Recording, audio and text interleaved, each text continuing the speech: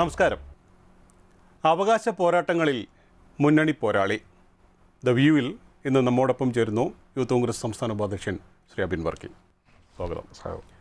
ശ്രീ അബിൻ, ഇവിടെ ഇപ്പോൾ നമ്മൾ ഈ അഭിമുഖത്തിൽ അല്ലെങ്കിൽ മുഖാമുഖം സംസാരിക്കുമ്പോൾ വളരെ സന്തോഷത്തിൻ്റെ നിമിഷമാണ് കടന്നു പോയിക്കൊണ്ടിരിക്കുന്നത്. നമുക്കറിയാം, വലിയൊരു തെരഞ്ഞെടുപ്പ്, ഒരുപാട് അപവാദ പ്രചരണങ്ങളെല്ലാം ഇങ്ങനെ വന്നും മറിഞ്ഞ് മല പോലെ വന്ന് പക്ഷേ അവസാനം എലി പോലെ പോകുന്ന കാഴ്ചയൊക്കെ നമ്മൾ കണ്ടു.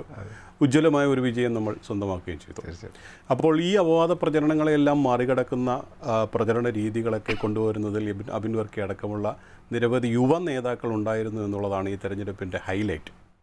അപ്പോൾ എങ്ങനെയായിരുന്നു ആ പാലക്കാടിൻ്റെ ഒരു തെരഞ്ഞെടുപ്പ് ചിത്രം ഇപ്പോൾ ഓർക്കുമ്പോൾ മനസ്സിൽ വരുന്നത്? തീർച്ചയായും പാലക്കാടിനെ സംബന്ധിച്ചിടത്തോളം ഈ അടുത്ത കാലഘട്ടത്തിൽ UDF നടത്തിയ ഒരു തെരഞ്ഞെടുപ്പ് പ്രചരണത്തിൽ വലിയ സംതൃപ്തി നൽകിയ ഒരു തെരഞ്ഞെടുപ്പ് പ്രചരണമായിരുന്നു. കാരണം തുടക്കം മുതൽക്കേ തന്നെ വലിയ പ്രതിസന്ധികൾ നേരിട്ട ഒരു തെരഞ്ഞെടുപ്പ് പ്രചരണം കൂടിയാണ്. കാരണം ആദ്യ ദിവസങ്ങളിൽ തന്നെ നമ്മുടെ പാർട്ടിയുടെ ഇടയിൽ നിന്ന് ഒരാൾ പുറത്തു പോകുന്നു, അദ്ദേഹം വലിയ ആരോപണങ്ങൾ ഉന്നയിക്കുന്നു, അദ്ദേഹം CPMൻ്റെ സ്ഥാനാർത്ഥിയായി വരുന്നു. അപ്പോൾ ഇങ്ങനെയുള്ള പ്രതിസന്ധികൾ ആദ്യഘട്ടത്തിൽ നേരിടുന്നു. അപ്പോൾ അതിനെയൊക്കെ തരണം ചെയ്തുകൊണ്ട് ഒരു യൂത്ത് കോൺഗ്രസ് സംസ്ഥാന പ്രസിഡന്റ് മത്സരിക്കുന്ന ഒരു യുവ തെരഞ്ഞെടുപ്പ് എന്നുള്ള രീതിയിലേക്ക് വരുത്തുവാനുള്ള പ്രചരണമാണ് ആദ്യഘട്ടത്തിൽ നമ്മൾ നടത്തിയത്. അവിടെ ശ്രീ ഷാഫി പറമ്പിലിന് വലിയൊരു റോളുണ്ടായിരുന്നു. അദ്ദേഹത്തിൻ്റെ നിയോജക മണ്ഡലത്തിൽ അദ്ദേഹം നടത്തിയ വികസന പ്രവർത്തനങ്ങൾ അത് ജനങ്ങളുടെ ഇടയിൽ വലിയ രീതിയിൽ ചർച്ചയായിരുന്നു. അപ്പോൾ ആ വികസനത്തിന് ഒരു തുടർച്ച വേണമെന്നുള്ളതായിരുന്നു നമ്മുടെ ഒരു രണ്ടാം ഘട്ടത്തിലുള്ള ഒരു ക്യാമ്പയിന് നേതൃത്വം കൊടുത്തത്. മൂന്നാം ഘട്ടത്തിലാണ് നമ്മളെല്ലാവരും കണ്ടതുപോലെ വലിയ രീതിയിലുള്ള അപവാദ പ്രചരണങ്ങൾ. അത് പെട്ടിയായിട്ടും വട്ടിയായിട്ടും ഒക്കെ വന്നു. ഇപ്പോൾ പെട്ടിയുടെയൊക്കെ വസ്തുത അവസാനം വന്നപ്പോൾ ഇപ്പോൾ എന്തായി എന്നുള്ളത് നമ്മൾ കണ്ടതാണ്. നീലപ്പെട്ടിയുമായിട്ട് വന്നവരൊക്കെ ഓടിപ്പോയ കഥ നമ്മളറിയാം.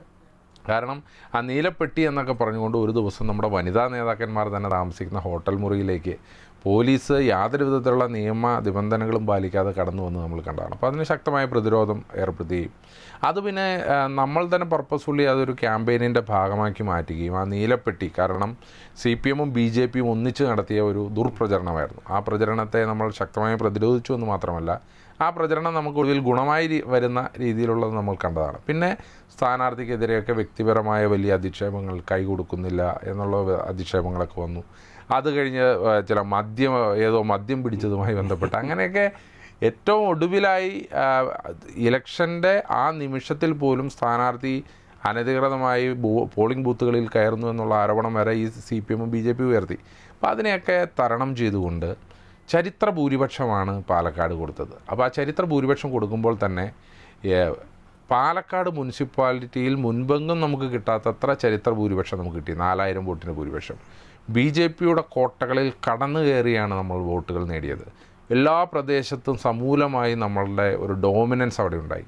അപ്പോൾ അത് വ്യക്തമാകുന്നത് പാലക്കാട്ടിലെ ജനത അവർ രണ്ട് കാര്യങ്ങൾക്ക് വോട്ട് ചെയ്തു. ഒന്ന്, വർഗീയതയ്ക്കെതിരായിട്ടുള്ള ഒരു വോട്ടായിരുന്നു പാലക്കാട്ടിലെ ജനത കൊടുത്തത്. അത് മതനിരപേക്ഷതയ്ക്കൊപ്പമാണ് പാലക്കാട് എന്നുള്ളത് വീണ്ടും തെളിയിച്ചിരിക്കുകയാണ്. രണ്ട്, ഈ ദുർപ്രചരണങ്ങൾക്കെതിരായിരുന്നു.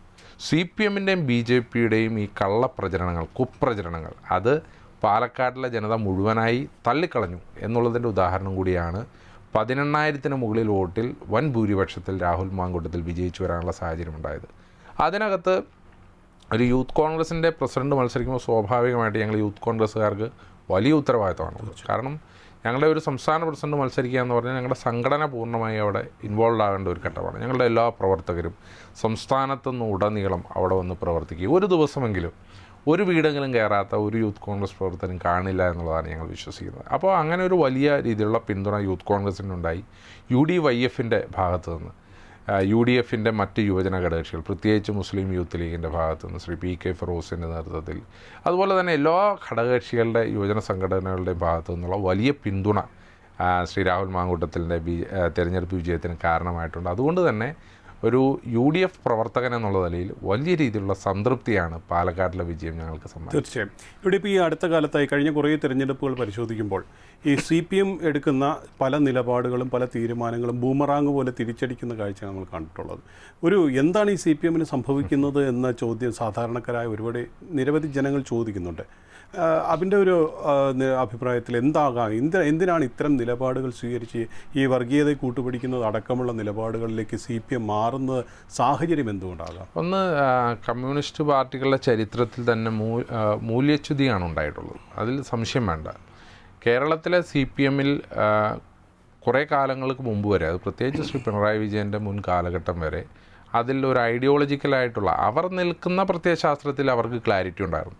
ആ പ്രത്യയശാസ്ത്രം ശരിയോ തെറ്റോ എന്നുള്ളത് ഡിബേറ്റബിളാണ്. കാരണം നമ്മളത് അംഗീകരിക്കുന്ന പ്രത്യയശാസ്ത്രമല്ല. അവരുടെ പല നിലപാടുകളും നയങ്ങളോടും നമുക്ക് വിഭിന്നമായ അഭിപ്രായമുണ്ട്. പക്ഷേ ചുരുങ്ങിയ പക്ഷം ആ നിൽക്കുന്ന നേതൃത്വത്തിന് അവർ നിൽക്കുന്ന പ്രത്യയശാസ്ത്രത്തോട് അടിയുറച്ച വിശ്വാസവും ക്ലാരിറ്റിയും ഉണ്ടായിരുന്നു. ആ ക്ലാരിറ്റിയും ആ വിശ്വാസവും ആ നേതൃത്വത്തിനില്ലായ്മയാണ് ഇപ്പോഴത്തെ CPM-ൻ്റെ മൂല്യച്യുതിക്ക് കാരണമെന്നുള്ളതാണ് ഞാൻ വിശ്വസിക്കുന്നത്. കാരണം ഏറ്റവും വലിയ ഉദാഹരണം, CPM-നെ പോലെ ഒരു കമ്മ്യൂണിസ്റ്റ് ചിന്താഗതിയുള്ള പാർട്ടി ഒരു കാരണവശാലും തിരഞ്ഞെടുപ്പിൻ്റെ 2 ദിവസം മുമ്പ് സുപ്രഭാതം പോലെ, തേജസ് പോലെ ഒരു പത്രത്തിൽ അങ്ങനെ ഒരു വർഗീയപരമായി ഏറ്റവും പ്രകടമായ വർഗീയ ക്യാമ്പയിൻ ഒരിക്കലും കമ്മ്യൂണിസ്റ്റ് പാർട്ടികൾ നടത്തിയിട്ടില്ല. അത് CPM-ന് വന്ന മൂല്യച്യുതിയുടെ ഭാഗമായിട്ടാണ് അവർ നടത്തിയത്. കൃത്യമായി ഒരു വിഭാഗം വോട്ടർമാരെ സ്വാധീനിച്ച് വർഗീയമായി അവരുടെ ഇടയിലേക്ക് ഒരു വിഷം കടത്തിവിടാൻ വേണ്ടി CPM നടത്തിയ ശ്രമം. അതാണ് നമ്മൾ ഈ തെരഞ്ഞെടുപ്പിൽ CPM-നുണ്ടായ ഇത്രയും വലിയ അപജയം, അത് അവിടെയാണ് സൂചിപ്പിക്കുന്നത്. അത് ബംഗാൾ, ഇപ്പോൾ ഇന്ത്യയിൽ CPM ആകെ നിലനിൽക്കുന്ന സംസ്ഥാനം എന്നുള്ള നിലയ്ക്ക് കേരളത്തിൽ ഈ മൂല്യച്യുതിയാണ് CPM-നെ ഈ വഴിയിൽ കൊണ്ടെത്തിച്ചത്. അത് ബംഗാളിലും അങ്ങനെ തന്നെയാണ് സംഭവിച്ചത്. ബംഗാളിൽ ഇവർ അനധികൃതമായി കോർപ്പറേറ്റുകളെ സുഖിപ്പിക്കാൻ ഒരു വശത്തേക്കിടെ ശ്രമിച്ചപ്പോൾ ഇവരെന്നും വർക്കിംഗ് ക്ലാസ്സിന് വേണ്ടി നിൽക്കുന്ന തൊഴിലാളി വർഗ്ഗ പ്രസ്ഥാനം എന്നുള്ള നിലയ്ക്ക്, വർക്കിംഗ് ക്ലാസ്സിന് വേണ്ടി നിൽക്കുന്ന പ്രസ്ഥാനം എന്നുള്ള നിലയ്ക്ക് അവിടെയുള്ള ആളുകളെ അനിയന്ത്രിതമായി അനധികൃതമായി കുടിയൊഴിപ്പിച്ചു വിടാൻ ശ്രമിച്ചു. അതാണ് ബംഗാളിലുണ്ടായത്. കൊടിയ അഴിമതി, പിന്നെ വലിയ രീതിയിലുള്ള തൻപ്രമാണിത്വവും അതുപോലെ തന്നെ അധികാര ഭ്രമവും ധിക്കാരവും ധാർഷ്ട്യവും ഒക്കെ ഉണ്ടായി. ബംഗാളിൽ 35 കൊല്ലം കൊണ്ടുണ്ടായത് ഇവിടെ 8 കൊല്ലം കൊണ്ടുണ്ടായത് എന്നുള്ളതാണ് പ്രത്യേകത. അതുകൊണ്ടാണ് നിങ്ങൾ ആലോചിക്കൂ, കഴിഞ്ഞ ദിവസം CPM-ൻ്റെ ഏരിയ സെക്രട്ടറി, അദ്ദേഹത്തെ ഏരിയ സെക്രട്ടറി സ്ഥാനത്ത് മാറ്റിയപ്പോൾ അദ്ദേഹം നേരെ BJP-യിലേക്ക് പോവുകയാണ്. അദ്ദേഹം പറഞ്ഞ ഒരു വലിയ സ്റ്റേറ്റ്മെൻ്റ് ഉണ്ട്. ഈ ഗോവിന്ദൻ ആരെയാണ് പേടിപ്പിക്കാൻ ശ്രമിക്കുന്നതെന്നാണ് അദ്ദേഹം ചോദിച്ചത്. ഒരു CPM ഏരിയ സെക്രട്ടറി പാർട്ടി സംസ്ഥാന സെക്രട്ടറിയോട് ഇങ്ങനെ ചോദ്യങ്ങൾ ചോദിച്ചത് നമ്മൾ ഇതിനു മുമ്പ് കണ്ടിട്ടില്ല എന്ന് പറഞ്ഞാൽ CPM-ൻ്റെ ഏരിയ സെക്രട്ടറിമാരൊക്കെ ആ ലെവലിലാണ് ചിന്തിക്കുന്നത്. ഗോവിന്ദൻ ആരാണ് നമ്മളെ പേടിപ്പിക്കാൻ? ഗോവിന്ദൻ എന്തെങ്കിലുമൊക്കെ പറഞ്ഞ് പേടിപ്പിക്കാൻ ശ്രമിച്ചാൽ കയ്യിൽ വെച്ചാൽ മതി, പഴയ കാലമല്ല എന്ന് പറഞ്ഞുകൊണ്ട് നേരെ പോയത് BJP-യിലേക്കാണ്. എന്ന് പറയുമ്പോൾ അങ്ങനെ ആലപ്പുഴയിൽ നിന്ന് CPM-കാരൻ നേരെ പോയത് BJP-യിലേക്കാണ്. ഇപ്പോൾ ഇന്നലെ വരെ CPM-ൻ്റെ ഏറ്റവും വലിയ ആരോപണം എന്ന് പറഞ്ഞാൽ BJP-യിൽ നിന്ന്, കോൺഗ്രസിൽ നിന്ന് BJP-യിലേക്ക് പോകുന്നു ആളുകൾ എന്നുള്ളതായിരുന്നു അവരുടെ ആരോപണം. ഇന്നിപ്പോൾ എന്താണ് സംഭവം? ആ പറഞ്ഞ സ്ഥാനത്ത് BJP-യിൽ നിന്ന് വലിയ ഒഴുക്ക് കോൺഗ്രസിലേക്ക് വരാൻ നിൽക്കുകയാണ്. അവർ പലരും ഏതാണ്ട് നേതൃനിരയിലുള്ള 1/2 ഡസനോളം നേതാക്കന്മാർ ഡയറക്റ്റായി കോൺഗ്രസ് നേതൃത്വവുമായി ചർച്ച നടത്തുന്നുണ്ട്, നേതൃനിരയിലുള്ളത്. അപ്പോൾ നമുക്കറിയാവുന്ന കാര്യമാണ്. അപ്പോൾ അങ്ങനെ BJP-യിൽ നിന്ന് വലിയ കുത്തൊഴുക്ക് നമ്മുടെ പാർട്ടിയിലേക്കുണ്ടാകാൻ ശ്രമിക്കുന്നു. അതിൻ്റെ ഓപ്പോസിറ്റ് പാരലായി CPL നിന്ന് വലിയ കുത്തൊഴുക്ക് BJP-യിലേക്ക് പോകുന്നു എന്ന് പറയുമ്പോൾ CPM-ഉം കമ്മ്യൂണിസ്റ്റ് പാർട്ടികളും ഇനിയെങ്കിലും ചിന്തിക്കേണ്ടത് അവരുടെ സ്ഥാനം എവിടെയാണ് ഇന്ന് കേരളത്തിലെന്നുള്ളത് അവർ സ്വവിചിന്തനം നടത്തണമെന്നുള്ളത് മാത്രമാണ്. ആ പാർട്ടി നശിച്ച് വെണ്ണീറായി നാറാണക്കല്ല് പിടിക്കുമ്പോൾ ഇവിടെ സംഭവിക്കുന്നതും മറ്റൊരു വശത്തൊരു വർഗീയ ശക്തിയാണ് കേരളത്തിൽ ആ പൊസിഷനിലേക്ക് വരും എന്നുള്ളത് കൊണ്ട് അതും വരാൻ കാണാൻ ആഗ്രഹമില്ലാത്ത ഒരു കോൺഗ്രസ്സുകാരൻ എന്നുള്ളതിൽ ഞാൻ പറയാൻ ആഗ്രഹിക്കുന്നത് CPM ഇനിയെങ്കിലും സ്വവിചിന്തനത്തിന് തയ്യാറാകണമെന്നുള്ളതാണ്. അതായത് ഈ BJP-ക്ക് വേണ്ടിയുള്ള ഒരു റിക്രൂട്ടിംഗ് ഏജൻസി പോലെയാണ് CPM പ്രവർത്തിക്കുന്നതെന്ന് പറഞ്ഞാൽ തീർച്ചയായിട്ടും അങ്ങനെ തന്നെയാണ്.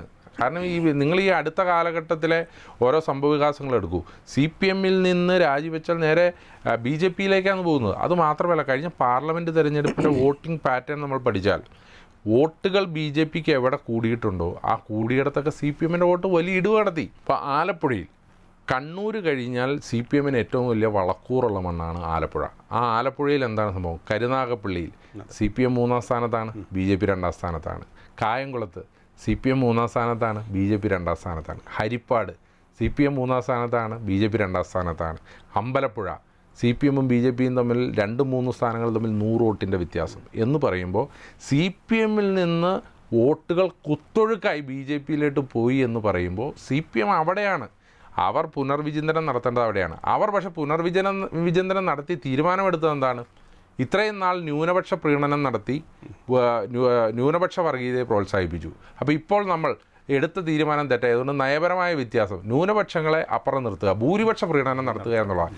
ഇതുപോലെ തെറ്റായ ചില നയസമീപനങ്ങൾ എടുത്തുകൊണ്ട് CPM സ്വയം അവരുടെ കുഴി തന്നെ വെട്ടി തോണ്ടുകയാണ് എന്നുള്ളത് മാത്രമാണ് ചിന്തിക്കുന്നത്. അത് അവർ ഇനിയെങ്കിലും ഇരുന്ന് ഈ വലിയ സംസ്ഥാന സെക്രട്ടേറിയറ്റ് അവൈലബിളായിട്ടും അല്ലാതെയൊക്കെ കൂടുമ്പോൾ ഇവർ അല്പം കൂടി സീരിയസ് ആയി ജനങ്ങളുടെ ഇടയിൽ നടക്കുന്ന ചർച്ചകളെക്കുറിച്ച് അവർ ചിന്തിക്കണമെന്നാണ് നമുക്ക് പറയാനുള്ളത്. തീർച്ചയായും ഈ വെറുപ്പിൻ്റെ രാഷ്ട്രീയം ഉപയോഗിച്ച് ഒട്ടനവധി നേതാക്കൾ പാർട്ടിയിലേക്ക് വരാൻ പോകുന്നു എന്ന് താങ്കൾ പറഞ്ഞു. അതിൽ ഏറ്റവും സന്ദീപ് വാര്യർ ഇപ്പം ആ വെറുപ്പിൻ്റെ രാഷ്ട്രീയം ഉപേക്ഷിച്ച് സ്നേഹത്തിൻ്റെ കടയിലേക്ക് വന്നിരിക്കുകയാണ്. പക്ഷേ അദ്ദേഹം വന്നതിന് തൊട്ട് പിന്നാലെ ഇവിടെയുള്ള BJP നേതാക്കളുടെ ഭാഗത്തു നിന്ന് വരുന്ന ഭാഷകൾ നമ്മൾ വളരെ ശ്രദ്ധിക്കപ്പെട്ടിട്ടുണ്ട്. പ്രത്യേകിച്ച് കെ സുരേന്ദ്രൻ അടക്കമുള്ള നേതാക്കൾ പറഞ്ഞത് കഴിഞ്ഞ ദിവസം പാലക്കാട് പകൽ വെളിച്ചത്തിൽ എന്തൊക്കെയോ ചെയ്യുമെന്നുള്ള തരത്തിലൊക്കെ ഭീഷണി വഴിക്കാണ് വരുന്നത്. മറ്റൊരു കാര്യം, ഇപ്പോൾ ഈ എന്തെങ്കിലും വാർത്ത കൊടുത്താൽ മാധ്യമങ്ങളെ പോലും പഴിയാരുന്ന രീതിയിലാണ് അവരുടെ ഒരു നിലപാട് വരുന്നത്. അപ്പോൾ അതിനെയൊക്കെ ഏത് തരത്തിൽ എന്തുകൊണ്ടാകാം ഇങ്ങനെയൊക്കെയുള്ളൊരു ഭാഷയിലേക്ക് ഈ BJP നേതാക്കൾ മാറിയെന്നാണ് കരുതുന്നത്? അതായത് BJPയെ സംബന്ധിച്ചിടത്തോളം BJPയുടെ അടിത്തറയാണ് ഇളകിയത്. ഇപ്പോൾ പാലക്കാടിനെ സംബന്ധിച്ചിടത്തോളം 950 ജനസംഘത്തിന് യൂണിറ്റുള്ള സ്ഥലമാണ് പാലക്കാട്. 950 തന്നെ 6 മുനിസിപ്പൽ കൗൺസിലർമാർ പാലക്കാട് ജനസംഘത്തിനുണ്ട്. എന്ന് പറഞ്ഞാൽ ജനസംഘത്തിന് വലിയ വേരുറപ്പുള്ള മണ്ണായിരുന്നു പാലക്കാട്. ആ പാലക്കാട് ഓരോ തെരഞ്ഞെടുപ്പുകളായി ഇവർ വോട്ടുകൾ വർദ്ധിപ്പിച്ചു വരുന്ന കാഴ്ച നമ്മൾ കണ്ടതാണ്. കഴിഞ്ഞ തവണ 50,900 വോട്ടുകളാണ് ശ്രീധരൻ അവിടെ മേടിച്ചത്. അങ്ങനെയാണ് 53,000 വോട്ടുകൾ കിട്ടി ഷാഫി പറമ്പിൽ വളരെ നേരിയ ഭൂരിപക്ഷത്തിന് വിജയിച്ചു വരുന്നത്. എന്ന് പറഞ്ഞാൽ BJPയുടെ വളർച്ച വലിയ രീതിയിലായിരുന്നു. പാലക്കാട് മുനിസിപ്പാലിറ്റി ഭരിക്കുന്നത് BJPയാണ്. അതേ മുനിസിപ്പാലിറ്റിയിൽ 4,000 വോട്ട് നമ്മൾ ലീഡ് ചെയ്യുക. അതേ പാലക്കാട് അസംബ്ലിയിൽ കഴിഞ്ഞ തവണത്തേക്കാൾ 11,000 വോട്ടുകൾ കുറഞ്ഞ് 39,000 വോട്ടുകളായി BJPയുടെ വോട്ട് നില മാറുക എന്ന് പറയുമ്പോൾ BJPയുടെ അടിത്തറയാണ് ഇളകിയത്. അപ്പോൾ സ്വാഭാവികമായിട്ട് ശ്രീ കെ സുരേന്ദ്രന് അതിൽ നിന്നുണ്ടായ ഒരു ചിത്തഭ്രമത്തിൽ നിന്ന് അദ്ദേഹം പറഞ്ഞു വിട്ടത് എന്തൊക്കെയാണ് അദ്ദേഹം പറഞ്ഞത്? മാധ്യമങ്ങളെ വഴിയായിരുന്നു കൈകാര്യം ചെയ്യും, ഓഫീസിൽ കയറി കൈകാര്യം ചെയ്യും എന്ന് പറയുന്നു. ശ്രീ സന്ദീപ് വാര്യരെ കുറിച്ച് എന്തൊക്കെ പറഞ്ഞു? ശ്രീ സന്ദീപ് വാര്യർ അദ്ദേഹത്തിൻ്റെ എത്രയോ കോൺഗ്രസിൻ്റെ നേതാക്കന്മാർ കോൺഗ്രസ് വിട്ട് BJPയിലേക്ക് പോയി. നമ്മളാരെങ്കിലും ഏതെങ്കിലും കോൺഗ്രസ് നേതാക്കന്മാരെ വീട്ടിൽ ചെന്ന് കൈകാര്യം ചെയ്യാനോ അവർക്കെതിരെ ഇത്ര മോശമായിട്ട് നമ്മളാരും പറഞ്ഞിട്ടില്ലല്ലോ. അവരെടുത്ത നയസമീപനം തെറ്റാണെന്ന് പറഞ്ഞുകൊണ്ട് വിമർശിച്ചിട്ടുണ്ട്. പക്ഷേ BJPയിൽ നിന്ന് ഇനിയും ആളുകൾ കോൺഗ്രസിലേക്ക് വരുമെന്നുള്ള കാര്യത്തിൽ ഞങ്ങൾക്ക് സംശയമില്ല. കാരണം സന്ദീപ് വാര്യർ പറഞ്ഞ വളരെ പ്രധാനപ്പെട്ട ഒരു സ്റ്റേറ്റ്മെൻ്റ് ഉണ്ട്. അദ്ദേഹം പറഞ്ഞത്, ഇത്രയും കാലം ഞാൻ വെറുപ്പിൻ്റെ രാഷ്ട്രീയത്തിനായിരുന്നു ഉണ്ടായിരുന്നത്. ഞാൻ പറഞ്ഞ അഭിപ്രായം എന്നെക്കൊണ്ട് വർഗീയത ഇവർ ആവർത്തിച്ച് പറയിപ്പിക്കുകയായിരുന്നു. പക്ഷേ ഒരു സ്നേഹത്തിൻ്റെ രാഷ്ട്രീയമാണ് ഈ രാജ്യത്ത് നിലനിൽക്കേണ്ടത് എന്നുള്ളതും ഈ രാജ്യം ജനാധിപത്യം മതേതര റിപ്പബ്ലിക്കാണ് എന്നുള്ളതും ഞാൻ തിരിച്ചറിവാണ്. ആ തിരിച്ചറിവ് കിട്ടുന്ന ഒട്ടേറെ BJP നേതാക്കന്മാർ ഇപ്പോഴുമുണ്ട്. അവർ നമ്മളുമായി ചർച്ചകളും നടത്തുന്നുണ്ട്. അവരൊക്കെ നാളുകളിൽ കോൺഗ്രസ്സിൽ വരികയും ചെയ്യും. ഒരു കാലഘട്ടത്തിൽ കോൺഗ്രസ്സിലുണ്ടായിരുന്ന കോൺഗ്രസ് ആശയങ്ങളിൽ ഉണ്ടായിരുന്ന ആളുകളാണ് BJPക്കാരും കമ്മ്യൂണിസ്റ്റുകാരും ഒക്കെ. അപ്പോൾ അവർ ഒരു ഘട്ടം കഴിയുമ്പോൾ ഇവരുടെ ഐഡിയോളജി ശരിയല്ല എന്ന് മനസ്സിലാക്കുമ്പോൾ അവർ തിരിച്ചു വരും. അവർ ഐഡിയോളജിക്കൽ ക്ലാരിറ്റി കിട്ടുന്നതാണ്. ആ ക്ലാരിറ്റിയിൽ നമ്മളവരെ സ്വീകരിക്കും. കോൺഗ്രസ് എന്ന പ്രസ്ഥാനം എല്ലാവരെയും സ്വീകരിക്കാനുള്ളതാണ്. നമ്മളങ്ങനെ വലിയ ഒരു ചട്ടക്കൂടോ വലിയ അൾട്രാ കേഡറിസമുള്ള പ്രസ്ഥാനമൊന്നുമല്ല. നമ്മുടെ കൂടെ നിന്ന് ആളുകൾ പോകുന്നുണ്ട്. പക്ഷെ നമ്മുടെ കൂടെയായിട്ട് ആളുകൾ വരുന്നുണ്ട്. ഈ പോകലിനെ സ്വീകരിക്കാനും വരുന്നവരെ അതിലേറെ സ്വീകരിക്കാനും പ്രാപ്തമായ ഒരു DNA ഉള്ള പ്രസ്ഥാനമാണ് കോൺഗ്രസ് പാർട്ടി. അതുകൊണ്ട് തന്നെ ശ്രീ സന്ദീപ് വാര്യരെ കടന്നുവരും നമുക്കൊക്കെ സന്തോഷമാണ്. പിന്നെ അദ്ദേഹം വഴിയിൽ വെച്ച് കൈകാര്യം ചെയ്യുമെന്നൊക്കെ പറഞ്ഞിട്ട് ഇപ്പോൾ ഇന്നലെയും ശ്രീ കെ സുരേന്ദ്രൻ ഉണ്ടായിരുന്ന അതേ ട്രെയിനിൽ സന്ദീപ് വാര്യർ തിരുവനന്തപുരത്ത് വന്നിറങ്ങുകയും ശ്രീ കെ സുരേന്ദ്രന് കിട്ടിയതിനേക്കാൾ വലിയ സ്വീകരണം ഏറ്റുവാങ്ങുകയും ഇന്ന് അദ്ദേഹം തിരുവനന്തപുരത്ത് വിവിധ പരിപാടികളിൽ പങ്കെടുക്കുകയും സംസ്ഥാനത്തുടനീളം കോൺഗ്രസിൻ്റെ എല്ലാ പരിപാടികളിലും പ്രവർത്തകരോടൊപ്പം അദ്ദേഹം ഉണ്ടാവുകയും ചെയ്യുന്നുണ്ട്. അപ്പോൾ ഈ ചെയ്യുമെന്നൊക്കെ പറയുന്ന അദ്ദേഹത്തിൻ്റെതായ വികാരപരമായ ഒരു സമീപനം മാത്രമാണ്. അതൊന്നും രാഷ്ട്രീയപരമായി മെച്യൂരിറ്റി ഉള്ള ഒരു നേതാവിന് പറ്റുന്ന കാര്യമല്ല. ഇത് BJPയുടെ അടിത്തറ ഇളകി എന്നുള്ളതും അടിത്തറ ഇളക്കിയതിൻ്റെ കാരണം താനാണ് എന്നുള്ളതിൻ്റെയും കുറ്റബോധത്തിൽ നിന്നാണ് ശ്രീ കെ സുരേന്ദ്രൻ ഇതൊക്കെ പറയുന്നത്. തീർച്ചയായും ഞാൻ വളരെ രസകരമായി നമ്മൾ ഒരു ജനാധിപത്യ രീതിയിൽ പോകുന്ന ഒരു പ്രസ്ഥാനമാണ് കോൺഗ്രസും യൂത്ത് കോൺഗ്രസും എല്ലാം. നിങ്ങൾ യൂത്ത് കോൺഗ്രസിൻ്റെ തെരഞ്ഞെടുപ്പ് നടക്കുന്ന ഒരു കാലഘട്ടത്തെക്കുറിച്ച് ആലോചിക്കുകയായിരുന്നു. അന്ന് 2 ചേരിയിൽ നിന്ന് മത്സരിക്കുകയും അത് സൗഹൃദമായ ഒരു പോരാട്ടം നടക്കുകയും പിന്നീട് പാലക്കാട് തെരഞ്ഞെടുപ്പുകൾ തോളോട് ചേർന്ന് നിന്ന് ജയത്തിന് വേണ്ടി പൊരുതുന്നൊരു കാഴ്ചയും കണ്ട അബിൻ വർക്കിയാണ് നമ്മളെല്ലാം കാണുന്നത്. എങ്ങനെയാണ് ആ സൗഹൃദത്തിൻ്റെ കാര്യങ്ങളൊക്കെ? ഒന്ന് ഞാൻ ശ്രീ രാഹുലുമായിട്ടുള്ള എൻ്റെ സൗഹൃദം വളരെ ചെറിയ KSU പ്രായം തൊട്ട് ഞങ്ങൾ വലിയ സൗഹൃദത്തിലുള്ളവരാണ്. പക്ഷേ ഞങ്ങൾ സൗഹൃദത്തിലായിരിക്കുമ്പോഴും കോൺഗ്രസ്സിനുള്ളിലെ ചില പൊളിറ്റിക്സുമായി ബന്ധപ്പെട്ട് ഞങ്ങളങ്ങനെ ഒന്നിച്ച് പ്രവർത്തിച്ചു വന്നവരല്ല. പക്ഷേ ഞങ്ങളെല്ലാ കാലഘട്ടങ്ങളിലും വളരെ സൗഹാർദ്ദപരമായി തന്നെ മുന്നോട്ട് പോയവരാണ്. പാർട്ടിയുടെ ഓരോ ഐഡിയോളജിക്കലായി ഞങ്ങൾ വളരെ ക്ലാരിറ്റി ഉള്ളവരായിരുന്നു. അപ്പോൾ പാർട്ടി എടുക്കുന്ന നയങ്ങൾ എങ്ങനെ ജനങ്ങളിലേക്ക് എത്തിക്കാമെന്നുള്ളതിൽ ഞങ്ങൾ രണ്ടുപേരും വാശിയോടുകൂടി ചാനലുകളിലായാലും പുറത്തായിട്ടും ഒക്കെ പെരുമാറിയവരാണ്. അതിലുപരി ഒരു ആത്മബന്ധം ഞങ്ങൾ തമ്മിലുണ്ടായിരുന്നു. യൂത്ത് കോൺഗ്രസ് തെരഞ്ഞെടുപ്പിനെ സംബന്ധിച്ചിടത്തോളം സ്വാഭാവികമായിട്ടൊരു തെരഞ്ഞെടുപ്പ് പ്രക്രിയയാണ്. ആ തെരഞ്ഞെടുപ്പ് പ്രക്രിയയിൽ ഞങ്ങൾ രണ്ടുപേരും മത്സരിക്കുന്ന സാഹചര്യമുണ്ടായി. ആ മത്സരിക്കുന്ന സാഹചര്യത്തിലും ഞങ്ങൾ പരസ്പര ബഹുമാനം നിലനിർത്തിക്കൊണ്ടാണ് മത്സരിച്ചത്. ഞങ്ങൾ തമ്മിൽ വ്യക്തിപരമായോ അല്ലാത്തതുമായ ഒരു പ്രസ്താവനകളോ ഒരു പ്രവർത്തനങ്ങളോ ആ തെരഞ്ഞെടുപ്പുമായി ബന്ധപ്പെട്ടോ അതിന് മുമ്പോ അതിന് ശേഷമോ ഉണ്ടാക്കിയിട്ടില്ല. അത് ഒരാത്മബന്ധത്തിൻ്റെയും പിന്നെ ഈ താങ്കൾ പറഞ്ഞ പോലെ കോൺഗ്രസിനുള്ളിൽ ഒരു ജനാധിപത്യ ബോധം ഞങ്ങളെ പഠിപ്പിച്ചതുമായ ആ ഒരു ഐഡിയോളജിയുടേതുമാണ്. ഒരു തെരഞ്ഞെടുപ്പോ അല്ലെങ്കിൽ ഏതെങ്കിലും ഒരു രാഷ്ട്രീയ ഇൻസിഡൻറ്റോ ഒരു രാഷ്ട്രീയ ജീവിതത്തിൻ്റെ തുടക്കമോ അവസാനമോ അല്ല എന്ന് വിശ്വസിക്കുന്ന വ്യക്തിയാണ് ഞാൻ. ഇതൊരു വളരെ കണ്ടിന്യൂസ് പ്രോസസ്സാണ്. ഇത് ഇന്ന് വൈകുന്നേരം നടക്കുന്ന ഒരു സംഭവം കൊണ്ട് തീരുകയോ അല്ലെങ്കിൽ നാളെ രാവിലെ സംഭവിക്കുന്ന ഒരു സംഭവം കൊണ്ട് തുടങ്ങുകയോ ചെയ്യുന്നതല്ല. ഇത് വളരെ തുടർച്ചയായി നടക്കുന്ന ഒരു പ്രക്രിയയാണ്. പിന്നെ എപ്പോഴും ഉണ്ട് നമ്മുടെ ഒരു സഹപ്രവർത്തകന് ഒരു അവസരം ലഭിക്കുക എന്ന് പറഞ്ഞാൽ അത് വലിയ സന്തോഷമാണ്. ഒരിക്കലും രാഷ്ട്രീയ പ്രവർത്തനത്തിലോ യൂത്ത് കോൺഗ്രസിൻ്റെ ഭാരവാഹിത്വത്തിലോ എല്ലാവർക്കും ഒന്നും അവസരം കിട്ടില്ല. അത് നമുക്കറിയാവുന്ന ഒരു വസ്തുതയാണ്. പലരും പറയുന്നുണ്ട് രാഷ്ട്രീയത്തിൽ പോയിട്ടുള്ളവരിൽ 10,000 പേരിൽ ഒരാളാണ് രക്ഷപ്പെട്ടിട്ടുള്ളൂ. അതുകൊണ്ട് വലിയൊരു റിസ്ക് ആയിട്ടുള്ള ഒരു പരിപാടിയാണ് രാഷ്ട്രീയം എന്നൊക്കെ പലപ്പോഴും പലരും പറയുന്നുണ്ട്. അപ്പോൾ നമ്മുടെ ഒരു സഹപ്രവർത്തകന് ഒരു അവസരം ലഭിക്കുക എന്ന് പറഞ്ഞാൽ സ്വാഭാവികമായിട്ടും അത് വലിയ സന്തോഷമാണ്. അത് മറ്റെന്ത് ചിന്തകൾക്കും അപ്പുറമായിട്ട് കൂടെ നിൽക്കുന്ന ഒരാൾ രക്ഷപ്പെടുക എന്ന് പറഞ്ഞാൽ അതിലേറ്റവും കൂടുതൽ സന്തോഷിക്കുന്ന ഒരു വ്യക്തിയാണ് ഞാൻ. അത് ആരാണെങ്കിലും, അത് ശ്രീ രാഹുലാണെങ്കിലും ഈ കമ്മിറ്റിയിലെ ആരാണെങ്കിലും അവർക്കൊരവസരം കിട്ടിയാൽ അവരെ ജയിപ്പിക്കാനുള്ള ഒരു കടമ എന്ന് പറഞ്ഞാൽ അത് നമ്മുടെ കടമയാണ്.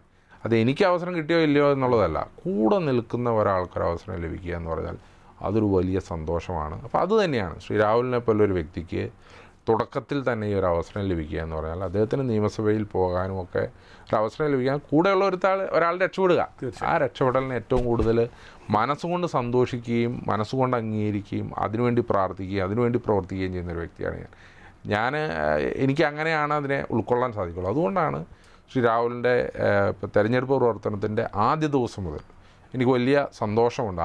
ആദ്യ ദിവസം മുതൽ അവസാന റിസൾട്ട് വരുന്ന ദിവസം വരെ പാലക്കാട് എല്ലാ പ്രവർത്തനങ്ങൾക്കും അവിടെ നടന്ന എല്ലാ പ്രവർത്തനങ്ങൾക്കും ഒരു ചെറുകൈ സഹായം എനിക്ക് ചെയ്യാൻ സാധിച്ചു എന്നുള്ള വലിയ സംതൃപ്തിയും സന്തോഷവും എനിക്കുണ്ട്. അത് ശ്രീ രാഹുലിന് ഇപ്പോൾ അവസരം കിട്ടി, നാളെ ഏത് യൂത്ത് കോൺഗ്രസ്സുകാരന് അവസരം കിട്ടിയാലും ഇങ്ങനെ തന്നെ ഇതേ അളവിൽ തന്നെ എന്നെപ്പോലുള്ള എല്ലാവരും ഉണ്ടാകുന്നതാണ്. പക്ഷേ ഇത്തരം ജനാധിപത്യ ബോധം സാറിനെ പോലുള്ളവർ മനസ്സിലാക്കാതെ പോയല്ലോ എന്ന് ഓർക്കുമ്പോൾ അതൊന്ന് അദ്ദേഹം വളർന്നു വന്ന ഒരു രാഷ്ട്രീയം എന്ന് പറഞ്ഞാൽ ഒരിക്കലും അതൊരു കരിയറിസ്റ്റിക്കായി നമ്മൾ കൊണ്ടുപോകുന്നത് തെറ്റാണ്. ശ്രീ സരിനെ പോലുള്ള വ്യക്തികൾ കരിയറിസ്റ്റിക്കുകളാണ് അവർ. കാരണം അദ്ദേഹം MBBS പഠിച്ചു, കുറച്ചു കാലം പ്രാക്ടീസ് ചെയ്ത് കഴിഞ്ഞപ്പോൾ അദ്ദേഹത്തിന് മനസ്സിലായി അദ്ദേഹത്തിന് ഈ അധികാരങ്ങൾ വേണം. അപ്പോൾ അദ്ദേഹം സ്വാഭാവികമായിട്ട് സിവിൽ സർവീസ് പഠിച്ചു, അദ്ദേഹത്തിന് അത് കിട്ടി. കുറച്ച് നാൾ അദ്ദേഹം അതിൽ വർക്ക് ചെയ്തപ്പോൾ അദ്ദേഹത്തിന് മനസ്സിലായി സിവിൽ സർവീസുകാർ ബഹുമാനിക്കുന്നത് രാഷ്ട്രീയക്കാരെയാണ്, എന്നാൽ പിന്നെ എനിക്കതാവണം എന്ന് തോന്നി. നേരെ രാഷ്ട്രീയത്തിൽ വന്നു. 1.5 കൊല്ലത്തിനുള്ളിൽ അദ്ദേഹത്തെ പോലെ ഒരു അക്കാഡമീഷ്യൻ ഇത്രയും ഒരു ഉന്നത പദവിയിലിരിക്കുന്ന വ്യക്തി വരുമ്പോൾ സ്വാഭാവികമായിട്ട് പാർട്ടി അതിന് വിലയെടുത്തു. ആ വില അദ്ദേഹത്തിന് കൃത്യമായി കൊടുക്കുകയും ചെയ്തു. അദ്ദേഹത്തിന് 1.5 കൊല്ലത്തിനുള്ളിൽ സംസ്ഥാന യൂത്ത് കോൺഗ്രസ് കമ്മിറ്റിയുടെ സെക്രട്ടറിയായി. കൃത്യം 2 കൊല്ലത്തിനുള്ളിൽ പാർട്ടിയിൽ വന്ന് 2 കൊല്ലത്തിനുള്ളിൽ അദ്ദേഹത്തിനെ നിയമസഭാ സ്ഥാനാർത്ഥിയാക്കി. നിയമസഭാ സ്ഥാനാർത്ഥിയായി അദ്ദേഹം പരാജയപ്പെട്ടുവെങ്കിലും അദ്ദേഹത്തെ പാർട്ടി ഏറ്റവും പ്രധാനപ്പെട്ട ഡിജിറ്റൽ മീഡിയ സെല്ലിൻ്റെ ചുമതല കൊടുത്തു. എന്ന് പറഞ്ഞാൽ 5 കൊല്ലം അദ്ദേഹം പ്രവർത്തിച്ച ആ 5 കൊല്ലത്തിനുള്ളിൽ 2 ഏറ്റവും സുപ്രധാനമായ പാർട്ടി പദവികളും ഒരു മത്സരവും അദ്ദേഹം നടത്തി കഴിഞ്ഞു. എന്ന് പറയുമ്പോൾ ഇതിൽ കൂടുതലൊരവസരം കോൺഗ്രസിൽ നിന്ന് അദ്ദേഹത്തിന് ലഭിക്കാനില്ല. അപ്പോൾ അദ്ദേഹം സ്വാഭാവികമായിട്ട് ഇനി ചിന്തിക്കുന്നത് അദ്ദേഹത്തിന് CPM-ൽ പോയി ഏതെങ്കിലും തരത്തിൽ MLA ആകാൻ പറ്റുമോ എന്ന് അദ്ദേഹം ചിന്തിക്കുന്നു. അദ്ദേഹം പിന്നീട് BJP-യിൽ ചെല്ലും, ഒരു സംശയം വേണ്ട. ഞാൻ ഈ എഴുതിയെടുത്തത് റെക്കോർഡായിട്ട് ഇവിടെ കിടന്നോട്ടെ. അദ്ദേഹം ഇത് നിഷേധിക്കുമായിരിക്കും, പക്ഷേ ഞാൻ ഉറപ്പിച്ചു പറയുന്നു അദ്ദേഹം ഇന്നല്ലെങ്കിൽ നാളെ കേന്ദ്രം ഭരിക്കുന്ന പാർട്ടി ഏതാണോ ആ പാർട്ടിയിൽ അദ്ദേഹം ചേരും. അത് കോൺഗ്രസ് അടുത്ത തവണ തിരിച്ചു വന്നാൽ അദ്ദേഹം കോൺഗ്രസിൽ വരാൻ ശ്രമിക്കും. BJP-യിലാണ് അദ്ദേഹത്തിന് സമീപഭാവിയിൽ അദ്ദേഹത്തിന് ചെല്ലാൻ തോന്നുന്നതെങ്കിൽ അദ്ദേഹം BJPയിൽ ചെല്ലും, ഒരു സംശയമാണ്. അത് കരിയറിസ്റ്റിക്കാണ്. ഞാൻ കടന്നു വന്നത് കരിയറിസ്റ്റിക്കായിട്ടല്ല. കാരണം ഞാൻ എന്നല്ല, ഒരു KSU പ്രവർത്തനം കടന്നു വരുന്നത് അങ്ങനെയല്ല. നമ്മൾ ചെറിയ ക്ലാസ്സുകളിൽ തൊട്ട് KSUവിൻ്റെ കൊടി പിടിച്ച് ആ മുദ്രാവാക്യം വിളിക്കുമ്പോൾ അതിൻ്റെ ഒരു വികാരവും, പിന്നെ ചെറിയ പ്രായം തൊട്ട് നമ്മൾ കേൾക്കുന്ന കോൺഗ്രസ് ഐഡിയോളജി അതല്ല. നമ്മൾ കടന്നു വന്ന ആ പാതകളിൽ ഒട്ടേറെ കഷ്ടത അനുഭവിച്ചു. ഇപ്പോൾ എന്നേക്കാൾ മികച്ച രീതിയിൽ പ്രവർത്തിച്ച എത്രയോ ആളുകൾ കേരളത്തിലുണ്ട്. എൻ്റെ കൂടെ KSU പ്രവർത്തനം നടത്തിയതിൽ എത്രയോ ആളുകൾ എന്നേക്കാൾ അടിമേടിച്ചവരുണ്ട്. എന്നേക്കാൾ നന്നായി പ്രസംഗിക്കുന്നവരുണ്ടായിരുന്നു, എന്നേക്കാൾ നന്നായി മുദ്രാവാക്യം വിളിക്കുന്നവരുണ്ടായിരുന്നു, എന്നേക്കാൾ നന്നായി വിദ്യാർത്ഥികളെയും യുവജനങ്ങളെയും സംഘടിപ്പിക്കുന്നവരുണ്ടായിരുന്നു, എന്നേക്കാൾ നന്നായി പെരുമാറാൻ സാധിക്കുന്ന ആളുകളുണ്ടായിരുന്നു, എന്നേക്കാൾ മികച്ച എത്രയോ ആളുകൾ ഈ പാർട്ടിയിലുണ്ടായിരുന്നു. പക്ഷേ അവർക്ക് കിട്ടാത്തൊരവസരം എനിക്ക് ലഭിച്ചു എന്ന് പറയുമ്പോൾ, എന്നേക്കാൾ മികച്ചവർ ഈ പാർട്ടിയിൽ ഇന്നും ഉണ്ട്, അല്ലെങ്കിൽ എൻ്റെ സഹപ്രവർത്തകരായിട്ടുണ്ട് എന്ന് വിശ്വസിക്കുന്ന ആളാണ് ഞാൻ. ജനാധിപത്യ ബോധമുള്ള പ്രവർത്തകൻ എന്നുള്ളതിൽ എൻ്റെ കയ്യിലുണ്ടാവും. അത് കോൺഗ്രസ് എന്നെ ചെറിയ പ്രായം തൊട്ട്, KSU പ്രായം തൊട്ട് പഠിപ്പിച്ച ആശയ അടിത്തറയുടെ ഭാഗമാണ്. അതിൽ ഞാൻ വിശ്വസിക്കുന്നുണ്ടാണ്. തീർച്ചയായും. ഇപ്പോൾ 3 ഉപതെരഞ്ഞെടുപ്പ് അടുത്തിടെ കഴിഞ്ഞു. വയനാട് വമ്പൻ വിജയം നേടി, പാലക്കാട് അത്യുജ്വല വിജയം നേടി, ചേലക്കരയിൽ നല്ല ഫൈറ്റ് നടന്നു. CPMൻ്റെ കൊത്തളങ്ങളിൽ കയറി നന്നായിട്ട് ഫൈറ്റ് ചെയ്യാൻ കഴിഞ്ഞു. അപ്പോൾ ഈ ഒരു സാഹചര്യം നിലനിൽക്കുമ്പോൾ സർക്കാർ ഇപ്പോഴും പറയുന്നത് ഭരണവിരുദ്ധ വികാരമില്ല.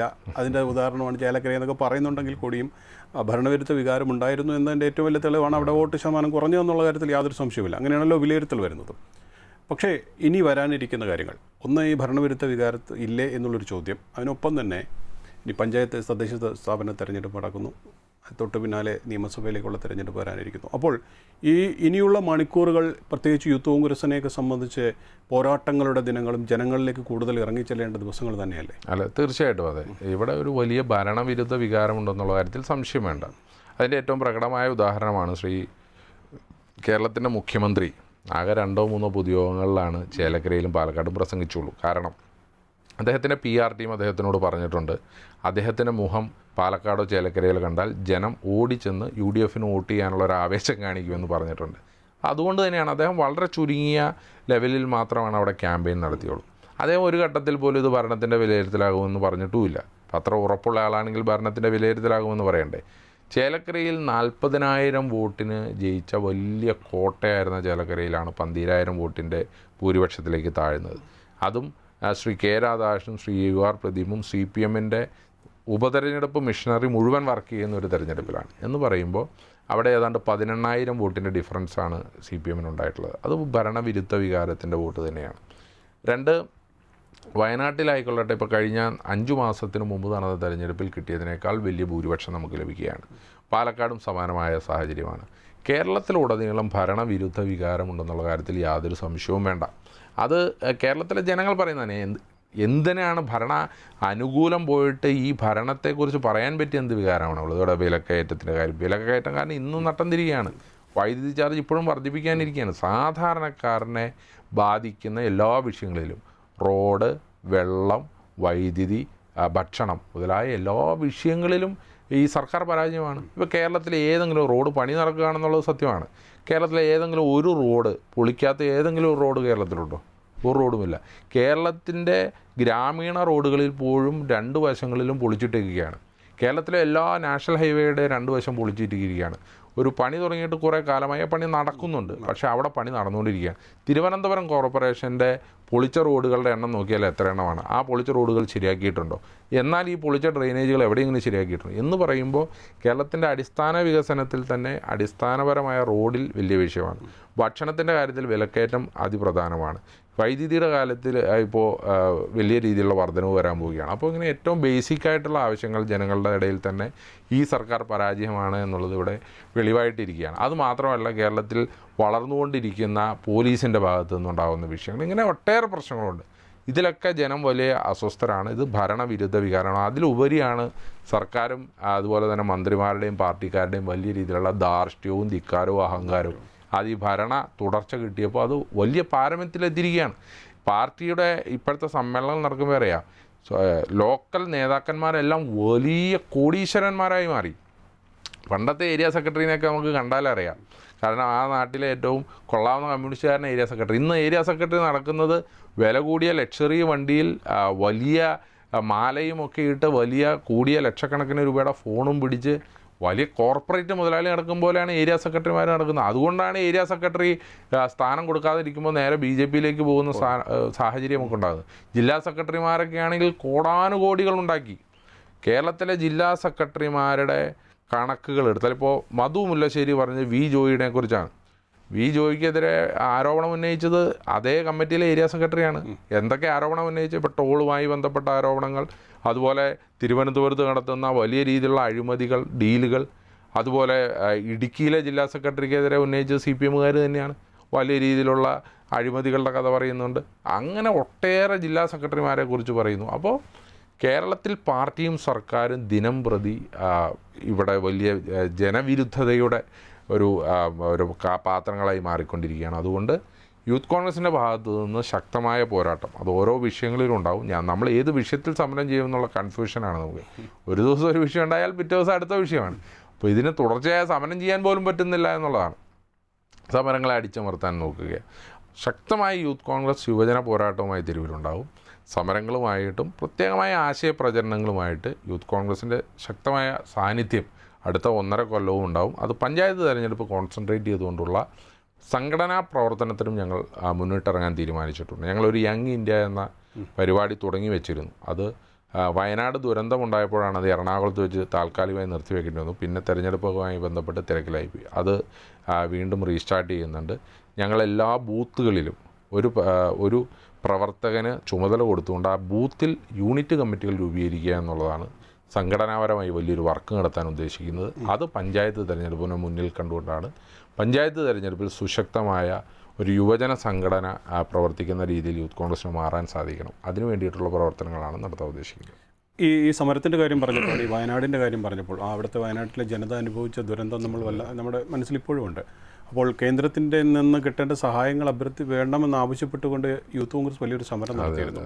പ്രധാനമന്ത്രി നരേന്ദ്രമോദിക്കെതിരെ സമരം ചെയ്തതിന് കേരളത്തിൻ്റെ പോലീസിന് ഹാലിളകുന്നു. എന്താണ് ഇവിടെ സംഭവിക്കുന്നത്? അത് സത്യം. അതായത് നമ്മൾ സമരം നടത്തിയത് പ്രധാനമന്ത്രിക്കെതിരാണ്, പക്ഷേ അടിക്കുന്നത് പിണറായിയുടെ പോലീസാണ്. പിണറായിയുടെ പോലീസ് എന്തിനാണ് പ്രധാനമന്ത്രി നരേന്ദ്രമോദിക്കെതിരെ സമരം നടത്തിയതിന് ഇവരെന്തിനാണ് അടിക്കുന്നത്? സത്യത്തിൽ CPM-കാർ കൂടി ഇറങ്ങി നിൽക്കേണ്ട ഒരു സമരമല്ലേ അത്? അവർക്ക് വയനാടിനോട് പ്രതിബദ്ധത ഉണ്ടായിരുന്നെങ്കിൽ അവർ കൂടി പങ്കെടുക്കേണ്ട ഒരു സമരമാണ്. അതിന് പോലീസിനെ വെച്ച് അടുപ്പിക്കുക മാത്രമല്ല, NGO യൂണിയൻകാർ യൂത്ത് കോൺഗ്രസിനെതിരെ ചീത്ത വിളിച്ച് സമരം നടത്തുകയാണ്. എന്ത് വിരോധാഭാസമാണ് ഈ നാട്ടിൽ നടക്കുന്നത്? കേന്ദ്രം നമുക്ക് ഫണ്ട് തന്നില്ല എന്നുള്ള കാര്യം വളരെ വ്യക്തമാണ്. കേരളം ഫണ്ട് കൊടുത്തിട്ടില്ല എന്നുള്ളത് വ്യക്തമാണ്. ഇവർ രണ്ടുപേരും ഫണ്ട് കൊടുത്തിട്ടുണ്ടെന്ന് പറയുന്നുണ്ട്. പക്ഷേ വയനാട്ടിലെ ജനം ഇപ്പോഴും ദുരിതത്തിലാണ്. ആ കുടിയിറക്കപ്പെട്ട അല്ലെങ്കിൽ ആ ദുരന്തം കാരണം റിലീഫ് ക്യാമ്പുകളിൽ താമസിക്കുന്ന ഒരാൾക്ക് പോലും ഒരു വീടുകൾ വെച്ച് കൊടുക്കാൻ നമുക്ക് സാധിച്ചിട്ടില്ല. അവർക്കൊരു ജോലി കൊടുക്കാൻ കൃത്യമായി നമുക്ക് സാധിച്ചിട്ടില്ല. അവർക്ക് വേണ്ട ഏറ്റവും അത്യാവശ്യമായ ബേസിക് നീഡുകൾ കൊടുക്കാൻ നമുക്ക് സാധിച്ചിട്ടില്ല. ഇവിടുത്തെ സാധാരണക്കാരും നമ്മുടെ NRIകളും പാർട്ടിക്കാരും എല്ലാം വിവിധ സഹായങ്ങൾ പ്രഖ്യാപിച്ചിട്ടുണ്ട്. അപ്പോൾ യൂത്ത് കോൺഗ്രസ് 30 വീടുകൾ പ്രഖ്യാപിച്ചിട്ടുണ്ട്. പക്ഷെ അതിന് സ്ഥലം തരേണ്ടത് സർക്കാരാണ്. ആ സ്ഥലം നമുക്കിതുവരെ തന്നിട്ടില്ല. സ്ഥലം തന്നാൽ നമ്മൾ ഉടനെ പണി ആരംഭിക്കും. 30 വീടുകളുടെ പണി നമ്മൾ വളരെ റെക്കോർഡ് വേഗത്തിൽ നമ്മൾ പൂർത്തീകരിക്കും. നമ്മളത് കൈമാറും. ഇപ്പോൾ രാഹുൽ ഗാന്ധി 100 വീടുകൾ പ്രഖ്യാപിച്ചിട്ടുണ്ട്. സ്ഥലം കൊടുക്കേണ്ടത് ആരാണ്? സർക്കാരാണ്. ആ സ്ഥലം കൊടുത്താൽ ഉടനെ നമ്മൾ, പക്ഷേ ഇത് ചെയ്യേണ്ടത് സർക്കാരല്ലേ? ഇവരിപ്പോഴും ഏതോ ഒരു എസ്റ്റിമേറ്റ് കൊടുത്തിട്ടുണ്ട്. ആ എസ്റ്റിമേറ്റ് തന്നെ വലിയ ഒരു കൊട്ടക്കണക്കായിരുന്നു എന്നുള്ളത് നമുക്കറിയാം. 1.5 ലക്ഷം രൂപയാണ് ഒരു ശവാടക്കിന് വേണ്ടി അല്ലെങ്കിൽ ഒരു ശവ സംസ്കാരത്തിന് വേണ്ടി ഇവർ കണക്കാക്കിയിരുന്നു. എന്ന് പറഞ്ഞാൽ സന്നദ്ധ പ്രവർത്തകർ സൗജന്യമായി ചെയ്ത ശവസംസ്കാരത്തിനാണ് 1.5 ലക്ഷം രൂപ ഇവർ കണക്കാക്കിയത്. അപ്പോൾ ഇതുമായി കേന്ദ്രത്തിൽ ചെല്ലുമ്പോൾ കേന്ദ്രം കേരളത്തോട് എന്തോ അവഗണന നടത്തുന്നതിനോട് പ്രത്യേകം ഈ വയനാട് പോലെ പാർലമെൻറ്റ് അത് രാഹുൽ ഗാന്ധിയും പ്രിയങ്ക ഗാന്ധിയും പ്രതിനിധാനം ചെയ്യുന്നതുകൊണ്ട് തന്നെ കേന്ദ്രത്തിന് അതിനകത്ത് ഒരു ഇരട്ടത്താപ്പുണ്ട്. ഇതിനെതിരെ നമ്മൾ സമരം ചെയ്യുമ്പോൾ എന്ത് അക്രമമാണ് ഈ കേരളത്തിലെ പോലീസ് നടത്തുന്നത്? നമ്മുടെ യൂത്ത് കോൺഗ്രസിൻ്റെ ജില്ലാ പ്രസിഡന്റ്, അവിടുത്തെ ജില്ലാ പഞ്ചായത്ത് മെമ്പറാണ് അമല്, സംസ്ഥാന സെക്രട്ടറിയായ ജഷീർ പള്ളിവേൽ, ബ്ലോക്ക് പഞ്ചായത്ത് മെമ്പറാണ്, സംസ്ഥാന സെക്രട്ടറി അരുൺ ദേവ് അടക്കമുള്ളവരെ അതിമാരകമായി തല്ലുകയാണ്. ഇവരെന്തോ കലിപ്പ് തീർക്കുന്നിടത്തോളം തല്ലുകയാണ്. എന്ന് പറഞ്ഞാൽ നരേന്ദ്രമോദിക്കെതിരെ സമരം ചെയ്യുമ്പോൾ വിഷമമുണ്ടാകുന്നു പിണറായി വിജയന് കാണിക്കണം. ഈ ഫോട്ടോകളൊക്കെ നരേന്ദ്രമോദിക്ക് അയച്ചു കൊടുക്കുകയായിരിക്കും പിണറായി. കണ്ടോ, നിങ്ങൾക്കെതിരെ സമരം നടത്തിയവരെ ഞങ്ങൾ അടിച്ചു ഓടിച്ചു എന്ന് പറയുമ്പോൾ മകളുടെ കേസുകളിൽ എന്തെങ്കിലുമൊക്കെ റിലാക്സേഷൻ കിട്ടുമെന്നായിരിക്കും പിണറായി വിജയൻ ആലോചിക്കുന്നത്. പക്ഷേ അദ്ദേഹത്തിൻ്റെ റിലാക്സേഷനൊക്കെ താൽക്കാലികമാണ്. അദ്ദേഹം ഇപ്പോൾ ഏതായാലും ഒരു പുതിയ പദ്ധതി പ്രഖ്യാപിച്ചിട്ടുണ്ട്, ജയിൽ ടൂറിസം എന്നുള്ളത്. അതായത് വളരെ ദീർഘവീക്ഷണത്തോടു കൂടി കണ്ട് പ്രഖ്യാപിച്ചതാണ്. കാരണം അദ്ദേഹം 1 കൊല്ലം കഴിയുമ്പോൾ അദ്ദേഹത്തിന് പോകാനുള്ളതാണ്. നമ്മൾ യൂത്ത് കോൺഗ്രസിന് ആവശ്യപ്പെടാനുള്ളത് ഈ ജയിൽ ടൂറിസത്തിൽ ഫാമിലി പാക്കേജ് കൂടി ഉൾപ്പെടുത്തണമെന്നുള്ളതാണ്. കാരണം അദ്ദേഹം മാത്രമല്ല, പോവുകയാണെങ്കിൽ കുടുംബം അടക്കം പോകേണ്ടി വരും. ഇത് വളരെ മുന്നിൽ കണ്ടുകൊണ്ടാണ് എങ്ങനെയെങ്കിലും RSSനെയും നരേന്ദ്രമോദിയെ സുഖിപ്പിച്ചുകൊണ്ട് കേരളത്തിലെ കോൺഗ്രസിനെ അടിച്ചമർത്തിക്കൊണ്ട് തൻ്റെ കുടുംബത്തിനെതിരായി വന്ന കേസുകളിൽ നിന്നൊക്കെ രക്ഷ നേടാനുള്ള പിണറായി വിജയൻ്റെ ശ്രമത്തിൻ്റെ ഒരു തൊടുവിദ്യകളുടെ ഭാഗം മാത്രമാണ് ഈ അടിയൊക്കെ. പക്ഷേ ഈ അടിയിലൊന്നും തീരാൻ പോകുന്നതല്ല. എല്ലാ ജനകീയ സമരങ്ങളും, ചരിത്രത്തിലെ ഏത് ജനകീയ സമരത്തിന് നേരെ ലാത്തി വീശി തോൽപ്പിക്കാൻ ശ്രമിച്ചിട്ടുണ്ടെങ്കിലും ആ ലാത്തി തോറ്റതല്ലാതെ സമരം തോറ്റ ചരിത്രം ഉണ്ടായിട്ടില്ല. അതുകൊണ്ട് ഈ സമരവും തോൽക്കാൻ പോകുന്നില്ല. ഇതിൽ നമ്മൾ കൃത്യമായ വിജയം തന്നെ നേടിയിരിക്കും. തീർച്ചയായും ഞാൻ ആദ്യം പറഞ്ഞതുപോലെ സമര പോരാട്ടങ്ങളുടെ നാളുകളായിരുന്നു. ഇനി അത് കൂടുതൽ ഊർജ്ജം കൂടുതൽ ഉൾക്കൊണ്ടുകൊണ്ടുള്ള സമര പോരാട്ടങ്ങളുടെ നാളുകളായിരിക്കും അബിൻ വർക്കിയുടേത് അടക്കമുള്ളതെന്നാണ് കരുതുന്നത്. എന്തായാലും നന്ദി Shri. Thank you very much. The view ഇന്നിവിടെ പൂർണ്ണമാകുന്നു. വീണ്ടും അടുത്ത ആഴ്ച ഇതേ സമയം. നമസ്കാരം.